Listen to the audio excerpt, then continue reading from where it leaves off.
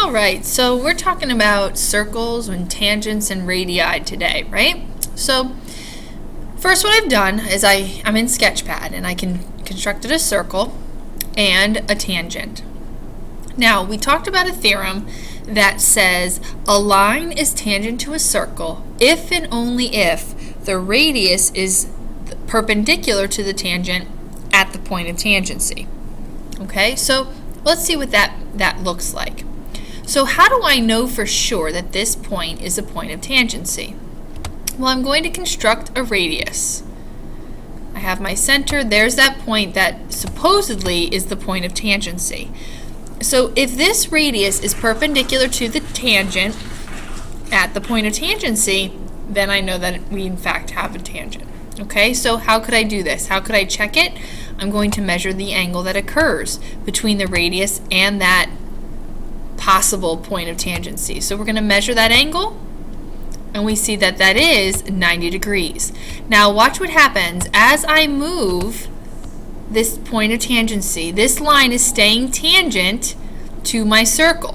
A tangent is always perpendicular to the radius at the point of tangency. Notice this angle measure is not changing as I move my point of tangency. So I'm moving my tangent all around the circle. That is always staying as 90 degrees. Okay? Now let's do a few examples applying that theorem. So here I'm told that BC is a radius of circle C, and I want to determine if AB is tangent to circle C. Okay, well if it's a tangent, then we would have a right angle between the radius and that point of tangency. So we want to see, is this really a right angle? And what do we know from our prior knowledge to help us figure out if this is in fact a right angle?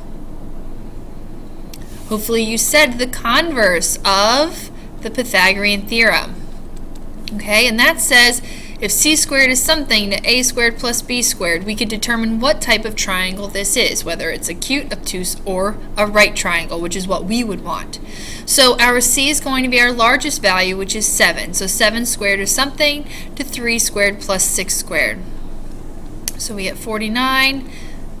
9 plus 36. 9 plus 36 is 45. We can see that c squared is larger, so this is actually an obtuse triangle, not a right triangle. So what does that mean about AB?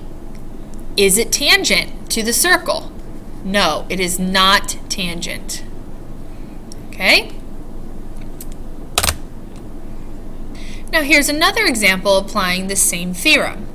But now we're told that AB is tangent to circle C at point B, and we need to find the length of the radius. So, knowing that this is tangent, we have our right angle, which means we have a right triangle. And how could we find the length of the radius? Hopefully, you're thinking Pythagorean theorem, right? So, here's my right triangle, and I could do a squared plus b squared equals c squared. Alright, so I'm going to set up my equation. So a is going to be my r, so a squared plus 12 squared equals the length of the entire hypotenuse squared. So this hypotenuse is AC, so it's actually the quantity r plus 8 squared. Now we have r squared. Let's just go through the algebra. Look at this quantity as being squared, right? So if I take it to the side, if I'm squaring r plus 8, think about what that means. That means the quantity of r plus 8 times r plus 8. I need to multiply these two binomials. So I'm going to multiply r, or distribute r into that second quantity. So I get r squared plus 8r, and then distribute the 8. So plus 8r plus 64. So this equals r squared plus 16r plus 64. Now, continuing to solve this equation, you would see that the first thing we want to do is bring all the variables to one side. Well, the nice thing is that when you subtract r squared from each side, it just cancels out. And now we could keep solving. So 144 minus 64 is 80. And so r should equal, what is that, 5?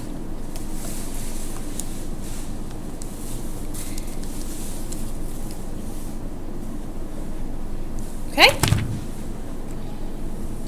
Okay, so the second theorem that we talked about dealing with tangents and radii is that if you have two radii and intersecting two tangents, and these two tangents are intersecting at a common external point. So here's these two tangents, and we know they're tangents because we see that right angle, correct?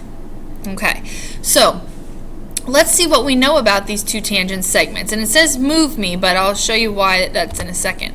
I'm actually going to find the lengths of these two tangent segments. And you can see that right now they are both 16.7 centimeters. So let's see what happens as I move my radii. I move my radii, I'm making those tangents come in a little bit more, but notice I'm only moving 1 point at a time, right? But notice what's happening with those tangent segments. They're staying equal. Let's move the other one. They're still staying equal. And I can move this about. Okay. And their intersection is at point C. So as we just saw in that sketchpad demonstration, if you have two tangents that intersect at a common external point, then those tangent segments are going to be equal or congruent, so their lengths are equal.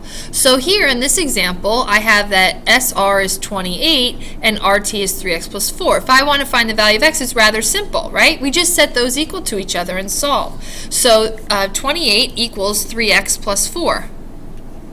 Oh. And where's the solution? I have it here. Oh. Oh, it's not showing me. But my solution should be, 8, right? So 28 minus 4 is 24. Divided by 3 is 8. All right, that wraps up 10.1.